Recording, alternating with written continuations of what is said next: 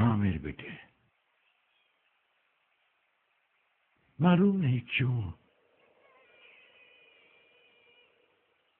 میرا خیال ہے شاید آج یوسف بھی بہت خوش ہے۔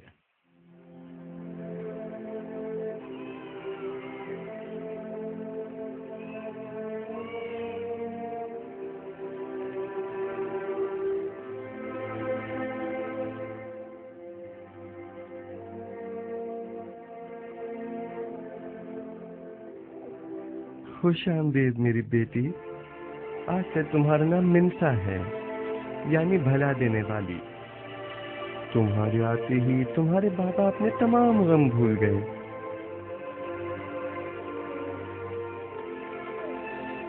منسا کی آمد کی خوشی میں تمام غربا اور فقراء منفیس نے کھانا تقسیم کروایا۔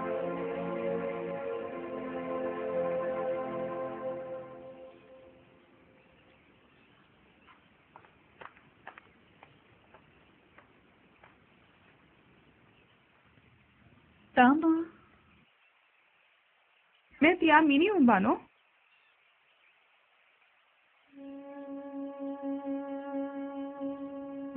جانے کیوں صحیح دکھائی نہیں دے رہا، سب کچھ دھندلا نظر آ رہا ہے۔ یہ کثرت گریا کی وجہ سے ہے بانو۔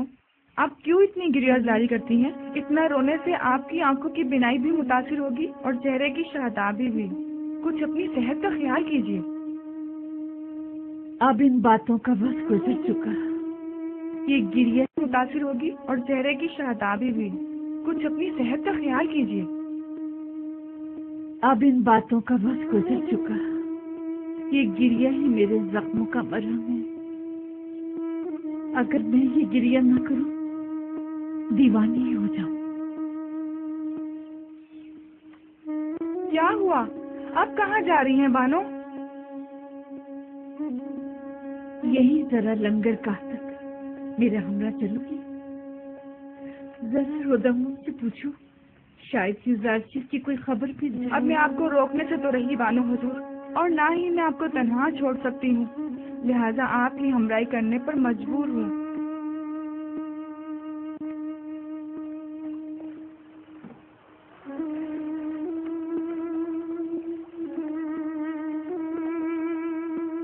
درود بر بانو زلیخا۔ کیا تمہیں رودامون کا کچھ پتا ہے کہ وہ کہاں ملے گا؟ شامات، وہ جناب حرم بھوک کے ہمراہ۔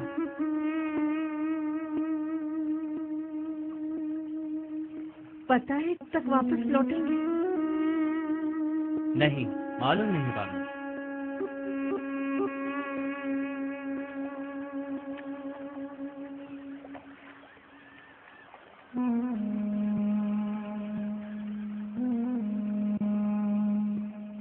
بانو اٹھیے، آپ کا یہاں بیٹھنا مناسب نہیں ہے، تمام لوگ آپ کو پہچانتے ہیں۔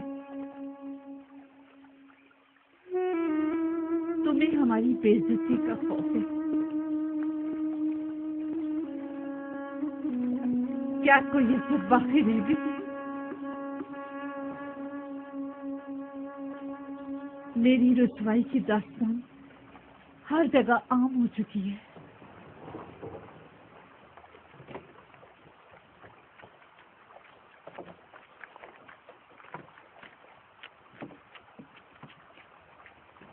زلیخا یوزار سیب کے عشق میں بالکل ہی دیوانی ہو چکی ہیں۔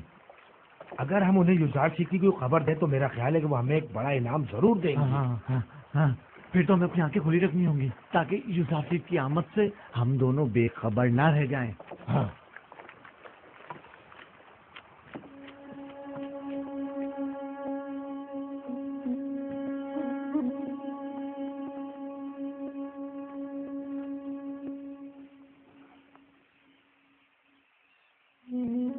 بیچاری زلیخا، یقین نہیں آتا کہ مصر کے حسین ترین خاتون پر یہ وقت بھی آ سکتا ہے۔ یوزار سیب کے عشق نے ان کی یہ حالت کی ہے۔ انہیں معلوم ہے کہ یوزار سیب نے شادی کر لی ہے؟ میں تو کہتی ہوں کہ کبھی نہ پتہ چلے، ورنہ یہ دکھ تو ان کی جان ہی لے لے گا۔ شاید جانتی ہوں لیکن انہیں کوئی فرق ہی نہ پڑتا ہو۔ اگر زلیخا کو کوئی فرق نہ پڑتا ہوتا تو آج وہ اس حالت تک نہ پہنچتی۔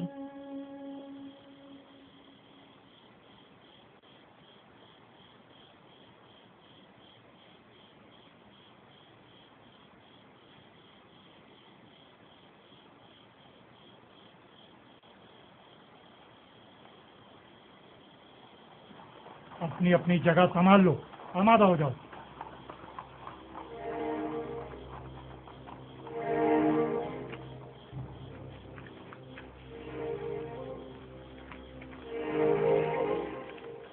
قصر فرما روا کے باصلاحیت سپاہی کیسے ہیں؟ کے پاس گزار ہیں علی جناب۔ میرے ساتھ آئیے۔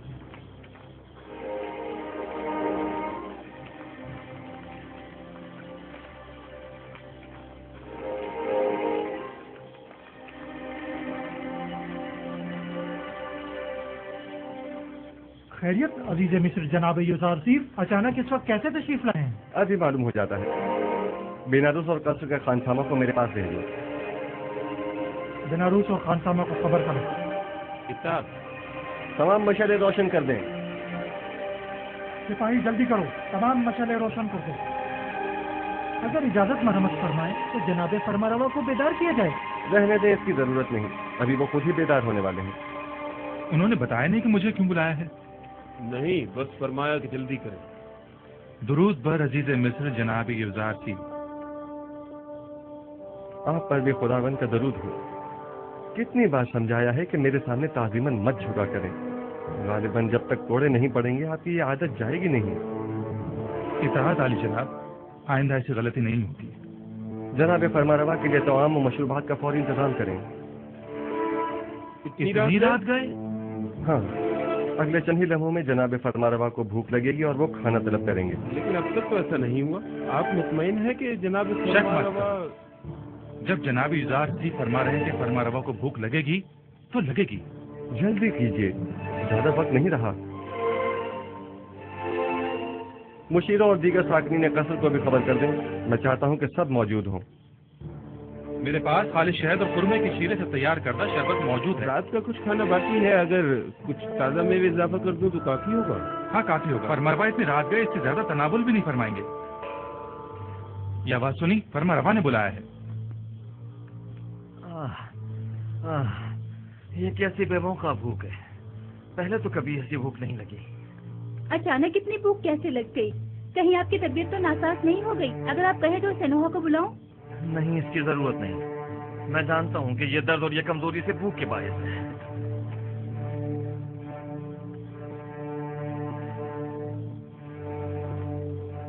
درود بر فرما روائے حکیم مصر اور بانو نفرتی پیر پر۔ عزیز مصر یہاں کیا کر رہے ہیں؟ آپ کب تشریف لائے؟ جناب فرما روا کو بھوک نہیں لگی؟ اتنی شدید کہ بس بھوک سے مرنے کی دیر ہے۔ لیکن آپ کو کیسے معلوم ہوا؟ آج رات مصر کو درپیش 7 سالہ قحط کی شروعات ہے اور اس کی علامت جناب فرما روا کو یوں اچانک بے وقت بھوک لگنا ہے۔ آپ کو کیسے معلوم ہوا؟ آپ تو منفیس کے دورے پر گئے ہوئے تھے، آپ نے اتنا طویل راستہ اتنی جلدی کیسے طے کر لیا؟ یہ سب بات میں عرض کروں گا۔ جناب فرما روا غذا تناول نہیں فرمائیں گے؟ گویا کوئی چیز آپ سے پوشیدہ نہیں ہے، آپ نے تو ہر چیز کا پہلے ہی اہتمام کر لیا۔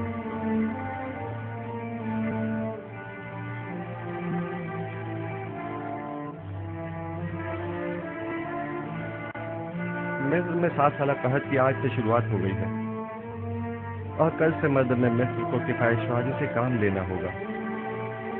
میں اسی لیے خدمت میں حاضر ہوا ہوں تاکہ یہ خبر آپ کو دے سکوں۔ آپ جو بھی مناسب سمجھیے وہ کیجیے۔ ہم خدا بند مدار سے ملتمس ہیں کہ وہ ہماری مدد فرمائے تاکہ ہم قحط جیسے سنگین بحران پر بخوبی قابو پا سکیں۔ عجیب بات ہے، مجھے بھی بھوک محسوس ہو رہی ہے۔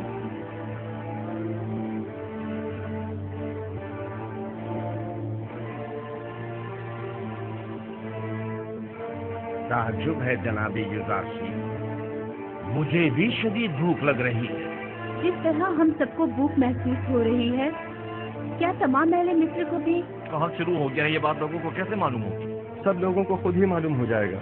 زمین کے بنجر ہو جانے اور باران رحمت کے نہ برسنے اور کاشتکاری کی ممانعت کے اعلان سے بلاخر سب سمجھ ہی جائیں گے۔